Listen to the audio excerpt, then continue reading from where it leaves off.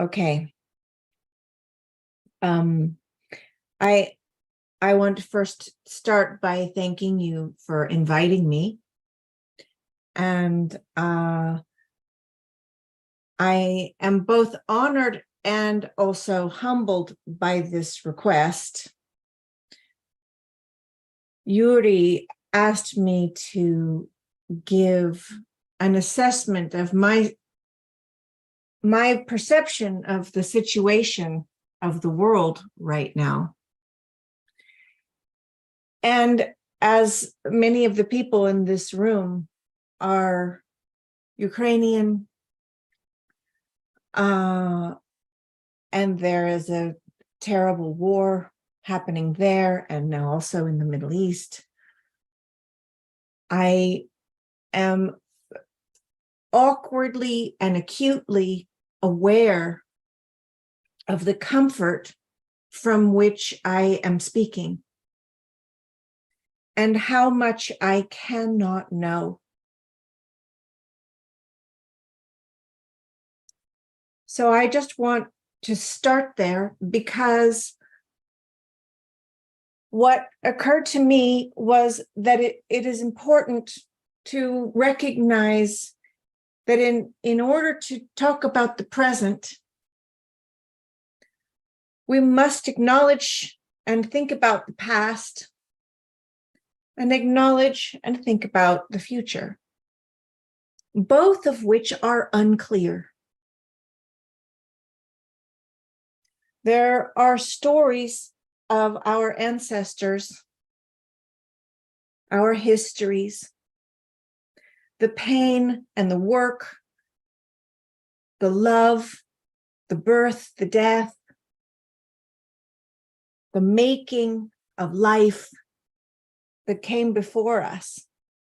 But those stories have shifted, and each of us is holding them in slightly different ways, in different experiences, with different emotions, different hopes, different regrets, different angers, different visions. It's not clear what happened that brought us here. While we can point to many things and say, it's clear that happened, and it's clear this happened, and it's clear that other thing happened, what we can't do is know what it was to be there and how these stories were told,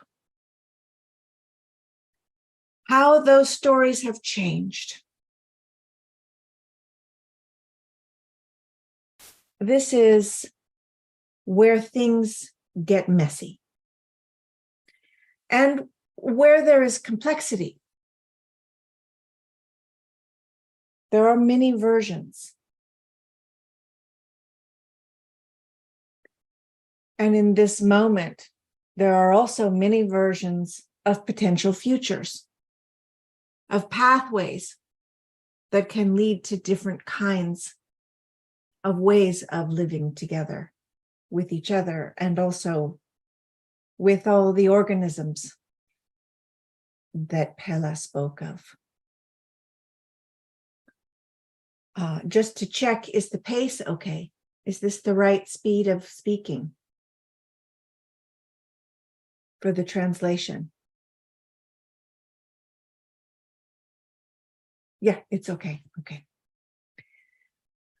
So I cannot speak to the story of your ancestors, but I can speak to the story of my ancestors.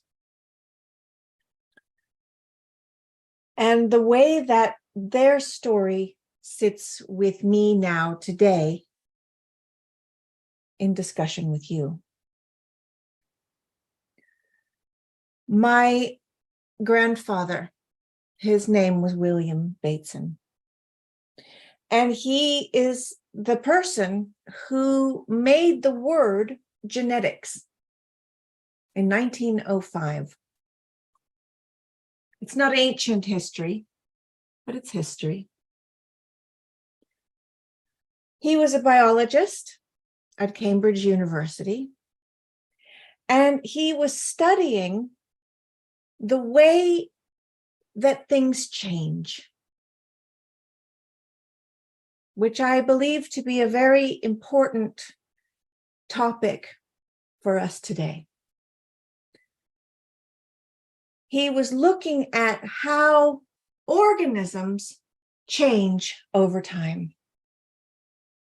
Now, this may sound like it's a long way from Yuri's request of giving an assessment of the situation of the world right now, but I ask you, please hold on and you'll see what I'm getting at.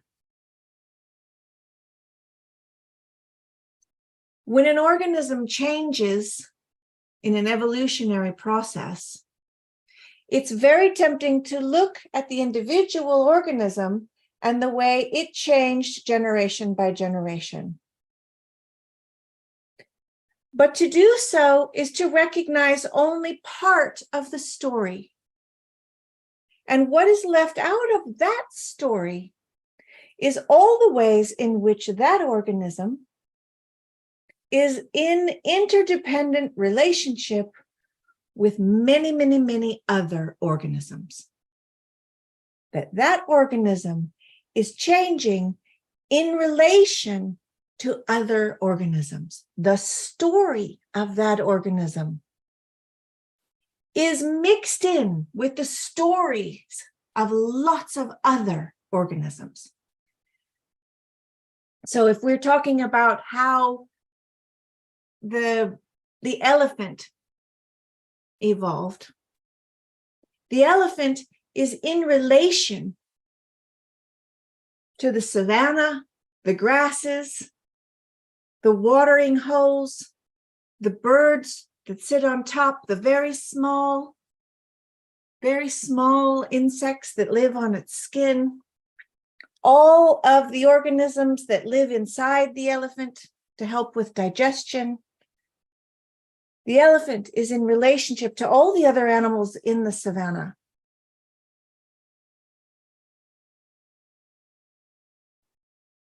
So what my grandfather said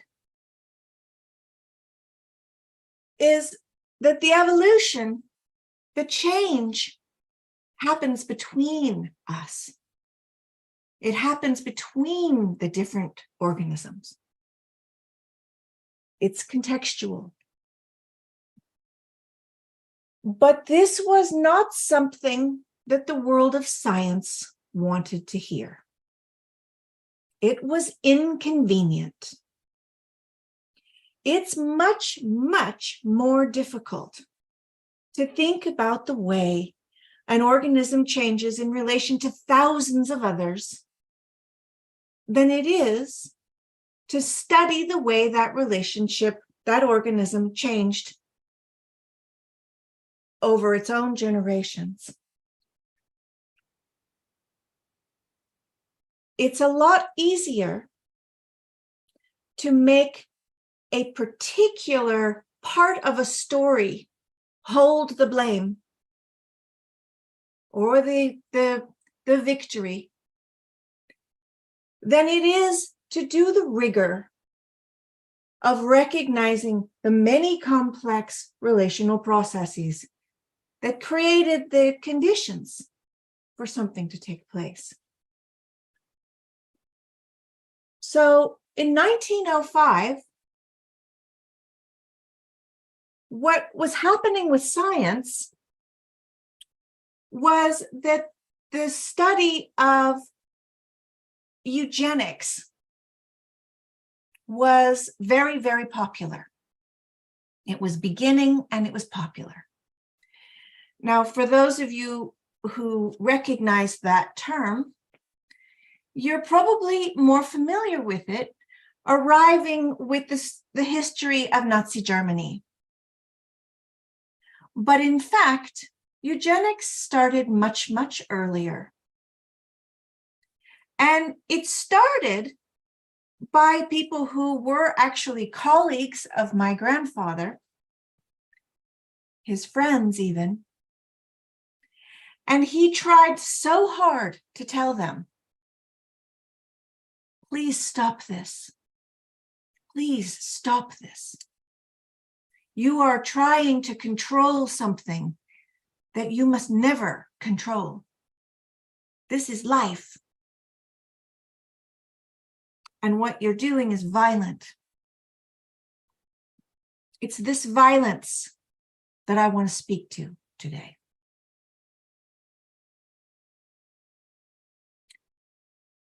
Early eugenicists thought they were doing a good thing, believe it or not. They thought that if they could change the individuals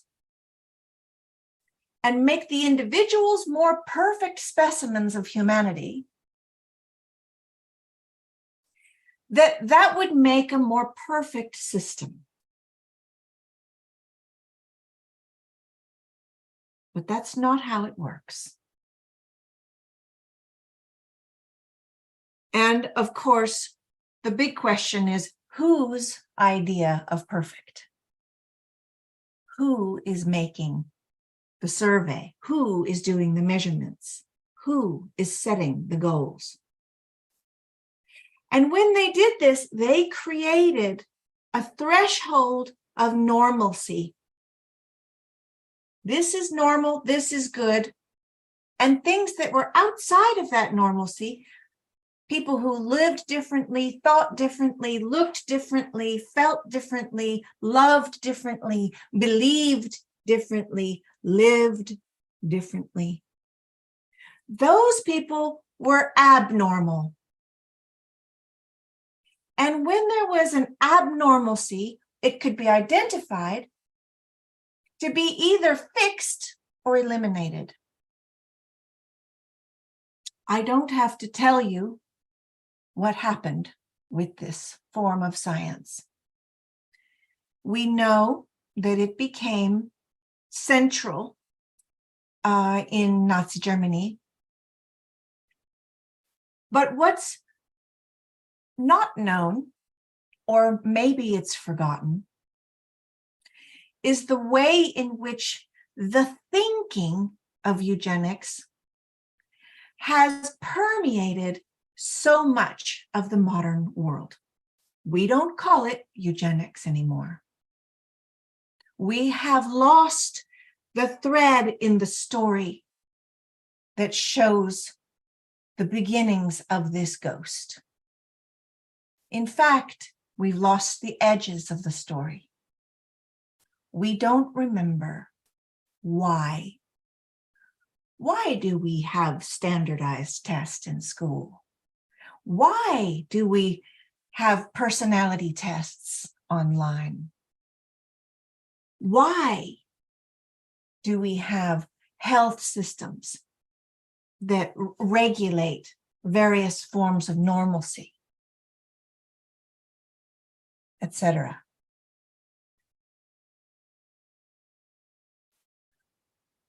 What happens with this ghost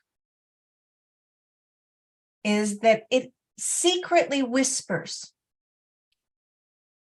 that there should be a kind of compartmentalized version of life that can be outlined and controlled.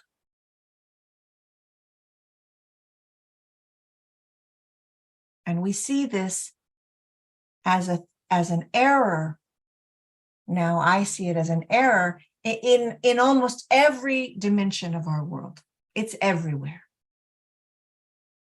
It's in politics, it's in health, it's even in education systems, it's in technology, it's in the idea that we can be algorithmed and that those algorithms can set us against each other, divide us. And what it does, I think, in its most potent way, is to keep an illusion that we are not in the same story, but we are in the same story.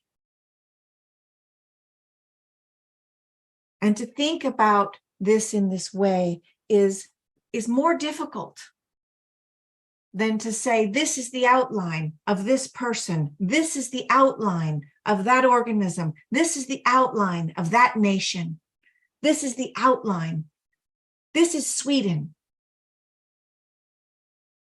Is it Sweden? The birds don't think it's Sweden. My bacteria in my tummy don't know where the edge of Sweden is. My husband is Swedish, but his ancestors came from other parts of Europe. Our stories are blurry. Our future is also blurry. And in that blur, there is the possibility of our solidarity with each other, of recognizing that, in fact, we are here together. That our context is a context of life. That the opposite of war is not peace. The opposite of war is life.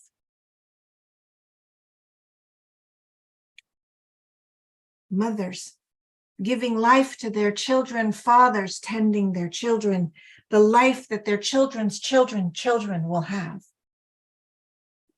And that's the soil, that's the water, that's the stories that we share, that's the way in which we teach our children to take care of each other.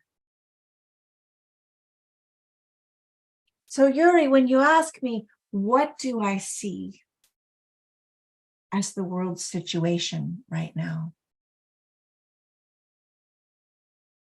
I can list a lot of facts that will illustrate what is called the polycrisis or the metacrisis.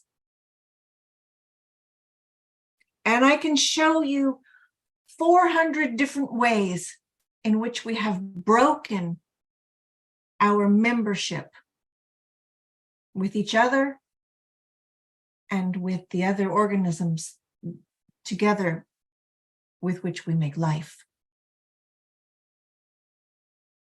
From exploitation to produce various commodities and goods, to the idea of unmitigated wealth, to wild notions of dictator control and authoritarianism, to runaway technology that seemingly cannot slow down, to the way in which, at a very personal level, my children, and maybe your children, are spending too little time with other life forms and too much time on screens.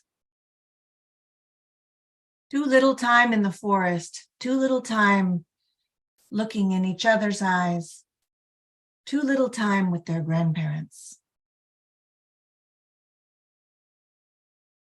And even when we look at the logo of the Sustainable Development Goals, you know the logo, with the 17 goals, all different color cubes, or sometimes they're triangles that come together in a circle.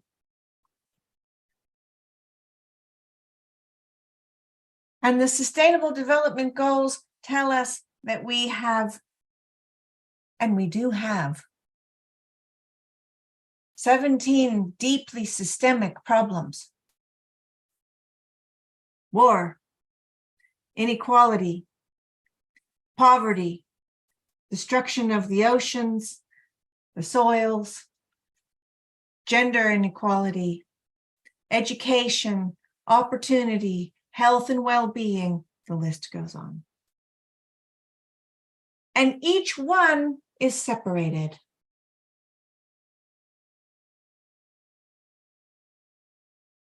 so that in the process of thinking about solutions to those problems, there become contradictions that are insurmountable. In order to save the oceans, the people who live on fishing as their employment will lose their employment. Also, we won't have a lot of food because a lot of food comes from the oceans. In order to save the soil, there will be a great disruption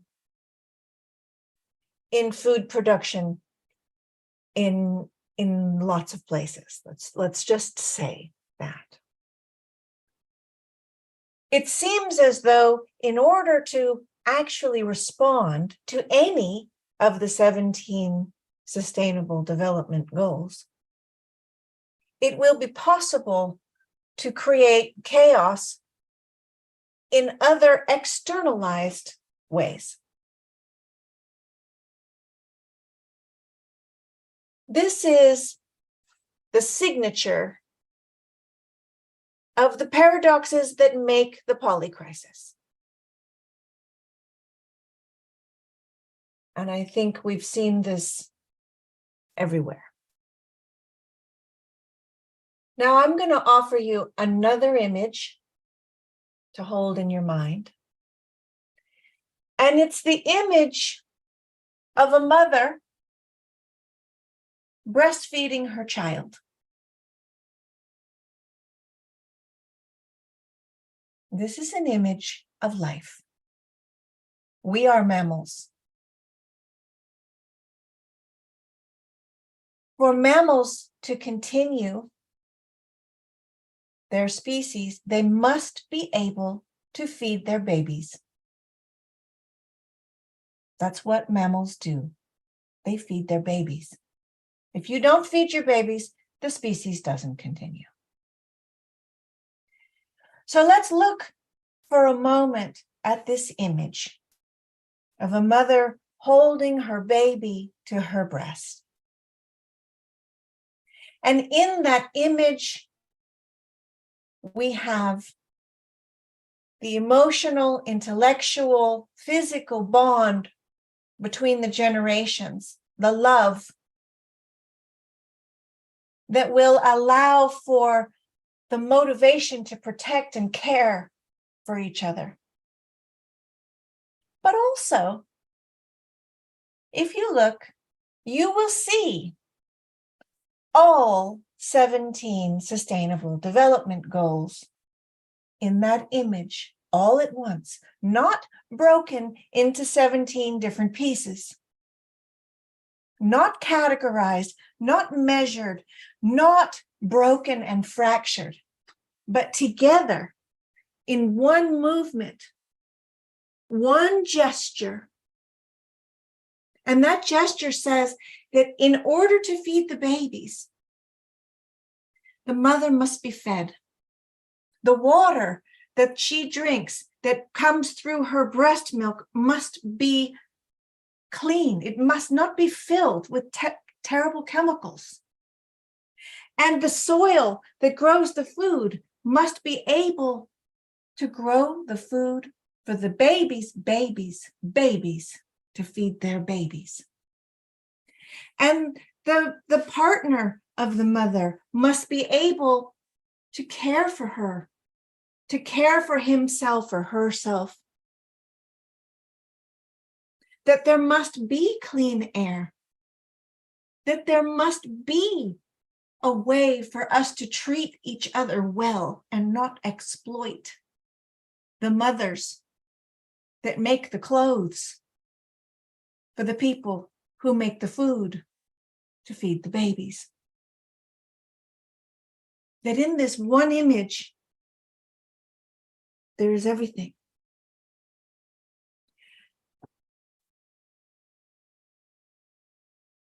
What would it look like if we created multi-million-dollar plans to support not 17 different goals, but the possibility of feeding the babies. As I say this, I feel this enormous sorrow for the beautiful, beautiful soil in Ukraine, which is known to be some of the most tended and cared for soil in the world. The history of that soil and the making of that soil. You can't just go to the shop and make soil. You can't create a technological instant solution that makes soil like that. It takes a long time.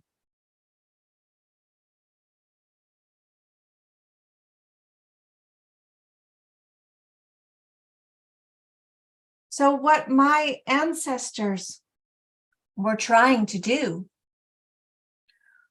was to make it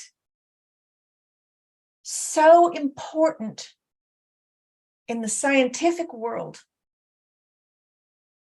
to study how these things come together, how life and soil and water and mothers and ideas of political peace, how they come together.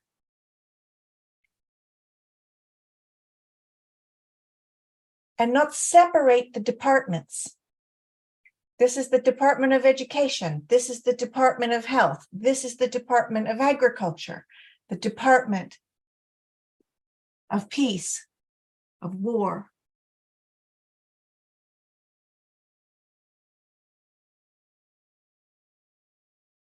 But to do this requires another way of thinking, another way of seeing. And that is not only scientific, it's not only political, it's not only cultural or historic, it's very, very personal. And it asks us to ask the question,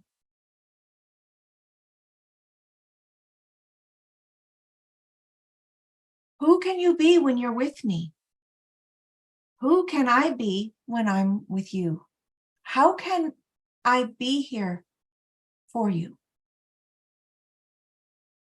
When we meet a crisis together that we don't know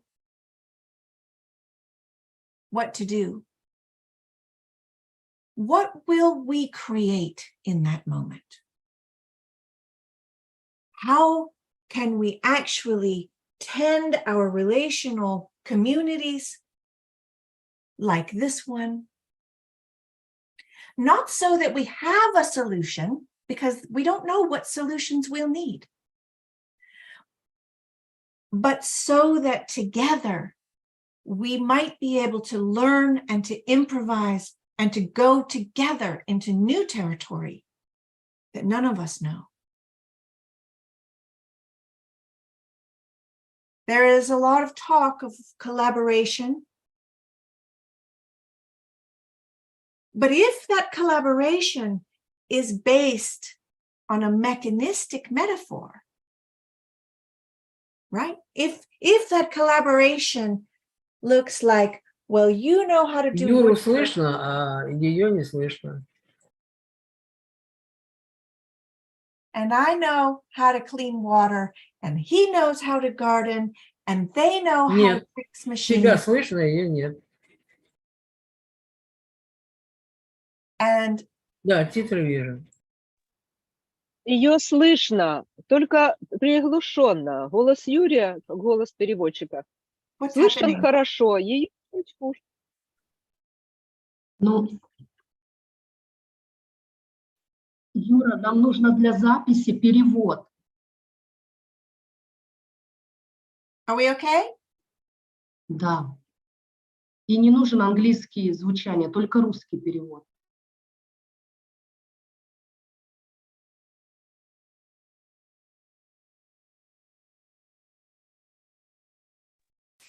Запись идет по нескольким языкам. У нас здесь записывается только русский. I'm not sure what to do here. Should I stop for a minute?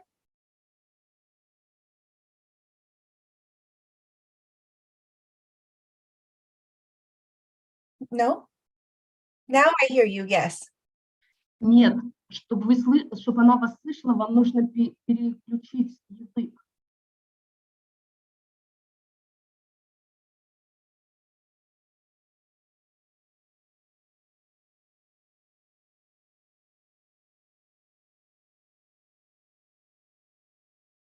Okay.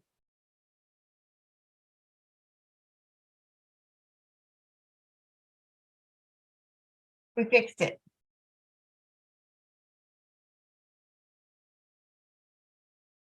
Okay. We were speaking about collaboration and solidarity and the way in which that process is much more complex than simply assigning various skills.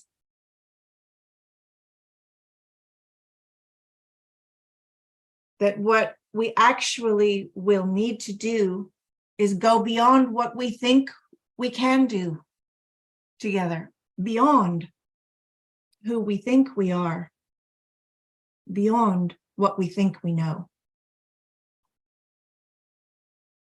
And nothing less is enough in this time.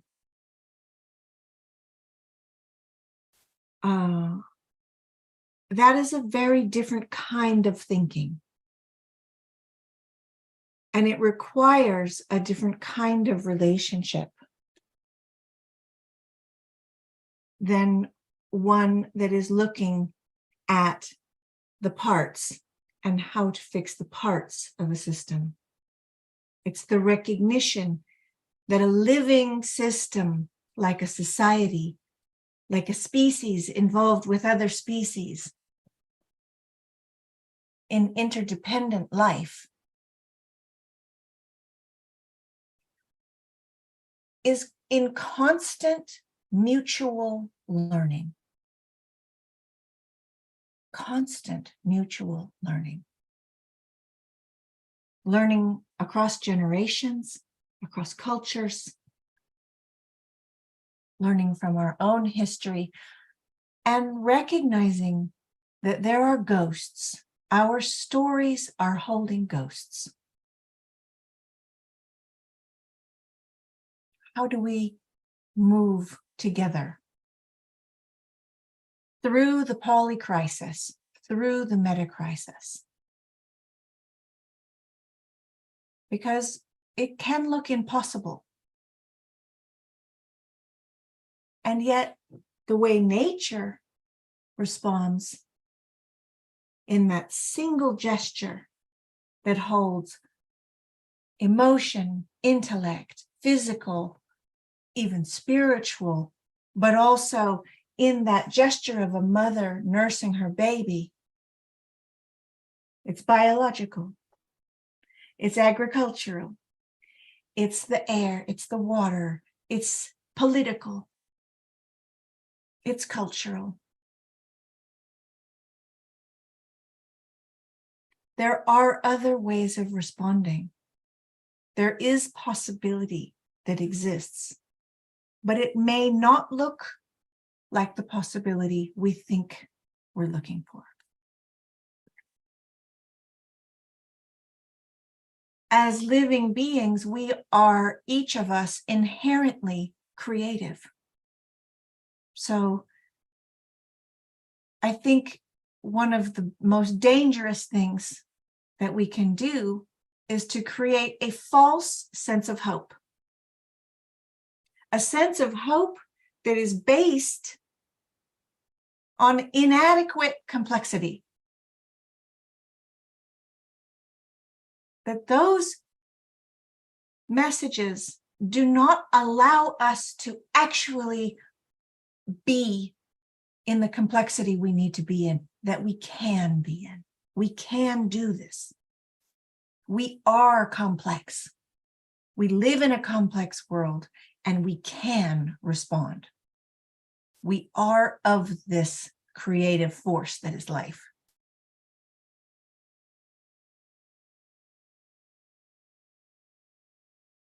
I think I'll stop there. I hope that this has been in some way useful for you. And again, I feel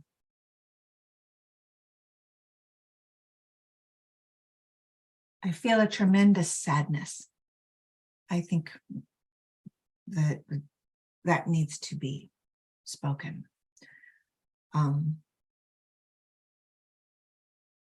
For life, for the life that is being lost. And I also feel hope, because life itself wants to make more life. Okay, thank you. And are we taking questions?